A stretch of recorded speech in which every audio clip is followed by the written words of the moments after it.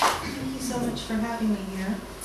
Tonight I'm going to read from Continuous Freeze Bordering Red. It's a kind of meditation on Rothko's zebra murals, the ones in the tapes. And I was sort of thinking about his floating borders and my own unstable cultural borders. I'm half Japanese and half American, so it's a space between those two places.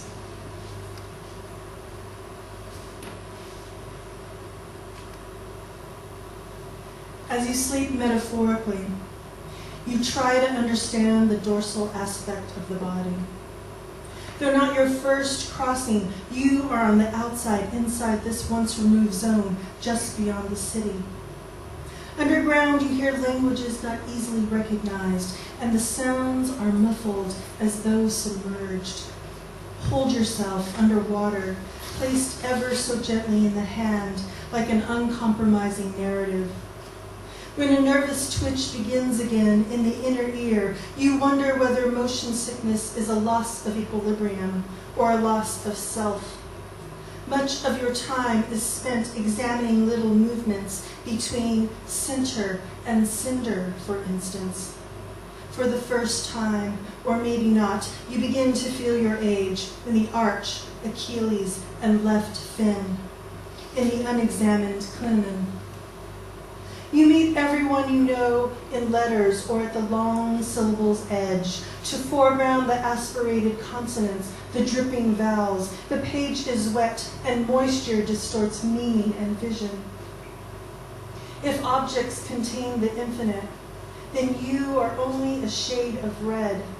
In other words, thirst approximates water. How the body yields in descriptive mode and harnesses speech in order to point and define the margins. While oxygen is taken in, a nebula appears. Trace the pattern so the anxiety held can dissipate.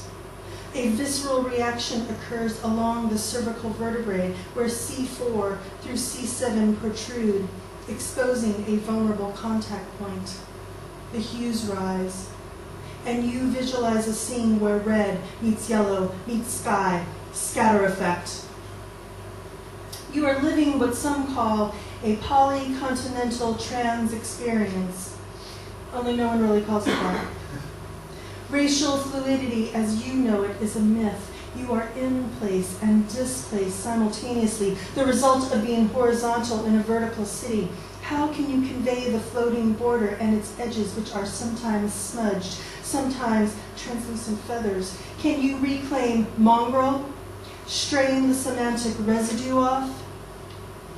How can you correct your traveler status if you only have a finite time of existence, if you don't understand how gas converts to liquid?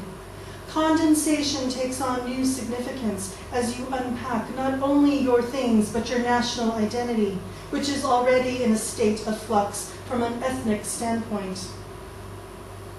As the daughter of an immigrant, you've had barriers established for you. Not by your mother necessarily, but the Union. Not the Union exactly, but the war and the occupation that followed. How to be Eastern when due West, when at the top of the hill in this 18-mile city that sets in burnt orange, your skin, in the end, is a similar shade of foreign. Change is likely to underscore little difference. Be prepared.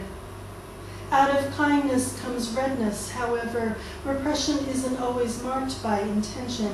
It is even more hurt than that. A single image, copper, dust, and this damn rainy city which reminds you of your mother's skin, which you will always be a Gaijin or Yank. You are other, overcoming otherness. You are different in the corners under the same shade, under a protested focus. Your self-exam reveals a macula, which may be the result of age or the result of crisis. Winter glides along the force of sacrifice, all room, in shadow. The immigrant is seen as exotic, but the offspring, ugly and deformed, except when a child. Then teenage girls want to walk you around the block in a stroller as though you were a doll, which gives you reoccurring nightmares about being kidnapped. They want to strip you of your clothes when you were 12 in a utility room where no one will see.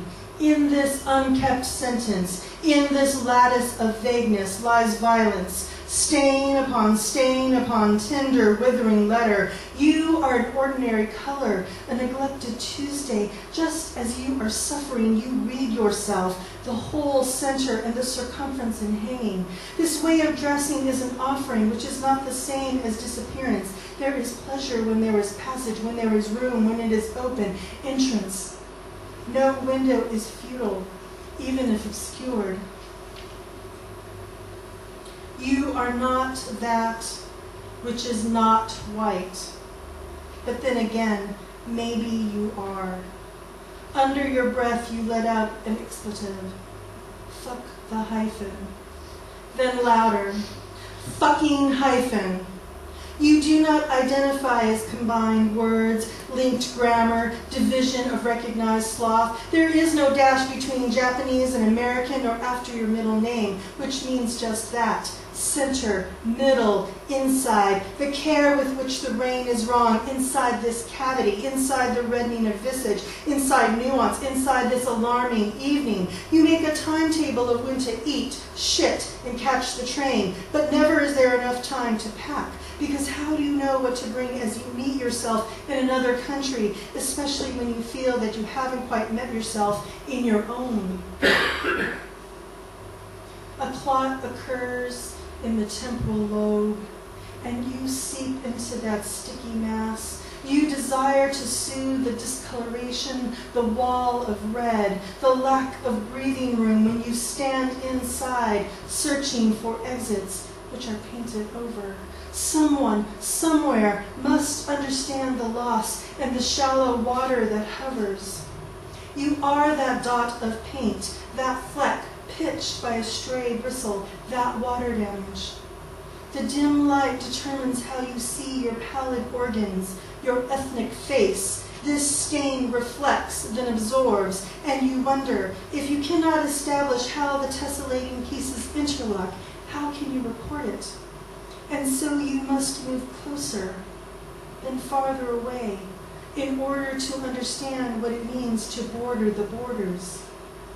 You are being pulled under, only you cannot go there, not today, where the tributary is harsh and divides the city. You feel you could skip into the pockets, into the shadowy glass, and disappear, but you do not. Nothing is inert or dormant. Not these borders that float, not the one your mother crossed, not this unexpected passage where you must step outside into everything, into this new unknown, which is an intolerable present, which is the year your father dies. You get caught between dreams and waking life, and you feel the wound and the invisible grief, the indistinct edges of sorrow and sadness, water spilling, damaging the words, symbols washed out by a flood. You are born only once with this name, but your mother says this to your partner, and not to you. Some think that border incident is war, but it's also when you cross yourself, backtrack along a preliminary direction, and lose your way. When you can no longer stand under the deluge of selves, when the idea of home becomes absorbed, then deposited along the riverbed, your struggle is to see and be seen from both perspectives at once. Color peels off its object. Separation is difficult under any degree of order. How do you attempt being human when prior to this you are often reminded you are not? April is here, and outside are disposable buttercups. It is the liminal, recognized in trellis, the scarring with an edge predicament. These seasons gather speed, then disperse. Autumn is enormous this time of winter.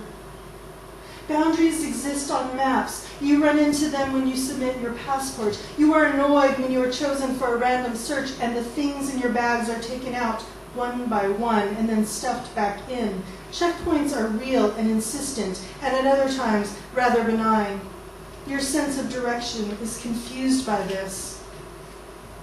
Single color in an arrangement of equation and not ordinary. There were no rooms, but room and a limit, a kind of moss growing between. There was an occupation, and the space within was a space within. There were few to occupy the remains of an offering. That is, the journey is startling, opening with a word, rushing toward the future.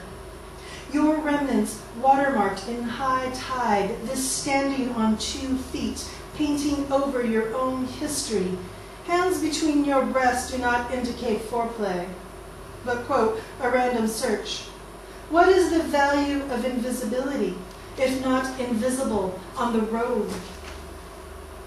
You unthread the hem, reconfigure the shades between reds, white surrounds you. Your presence in this absence detracts and complicates the sensation of emptiness. Once a border here, once a border here, once a border here, once a border here. This color which is not one, which is not monochromatic intensity, there is no place really where you are not alien. But you are studying the cadence of passing from side to side, the grammar of intricate mobility. You desire this. You do not desire this. As oxygen is taken in, 8 sharp breaths. You are nowhere near this tint in pattern, nowhere near the agitation. Autumn is held isolate, indistinct edge against the edge of inquiry. You decelerate to reconcile the geographies, to reverse periodic segments that reiterate grief. In this language, a shaking of the trees, identified through columns of bare silhouette, the disadvantage of a sentence not worth closing. Soon you will deliberate the murky pale, the viscous substance in exposed heart. Unlike any cerebral moment, it is possible for the present to influence the past, to influence the blackened surface. Neither, nor, both. In the absence of an accurate reflection, a redacted identity ensues. You rotate without spotting and focus inward. Forgotten, the basic sequence of steps. 1, 2, 3, 3, 4, vertigo. It is difficult to renew cells as you acquaint yourself with a counter-narrative, as though the slit in retina came before all saturation. The problem was to image an image, to make a place rather than vestiges, to acquiesce to the muddled storm wherein the false bricked-in windows left your interior pervasive. Others are made for nowhere, are unmade in compelling strangeness. You surrender to the cuts between, to the internal markings of sympathetic ink. You must acknowledge this scar tissue and proceed. Dare, penetrable, red. This is a time of transition, a threshold, yet the architecture cannot be seen from this angle. Given that you have trouble encoding and retrieving memories, you've begun to make things up. What the brain will do with trauma, safeguard. So much depends upon red with rainwater beside white. Dear hybrid, dear traveler, dear subservient of red, this morning is like any morning. The snow crests the mountain in the distant west. The air is crisp, but soon it will be filled with heat. The letter hasn't arrived yet, or only in pieces. You are waiting in the long line that is called the sentence, in the ubiquitous fragment, an illegible gesture, the smudged text. That is all you can do. You are drifting in the misunderstandings that come from distorted phrases. This letter is from a disruptive chronology, an alternate timeline. Everything you say will be stolen, folded up neatly, and carried across mitigated borders, soggy and soaked with saliva. Then the energy will be converted, as all things in this transitory life. You must borrow the grammar of another until it becomes your own, until this simple act becomes steady, like an impulse. You do not know which to prefer. The comfort of inflections or innuendos, the whistling that comes just before or marks each rim just after. Without describing the exact location, you pierce the seasonal periphery.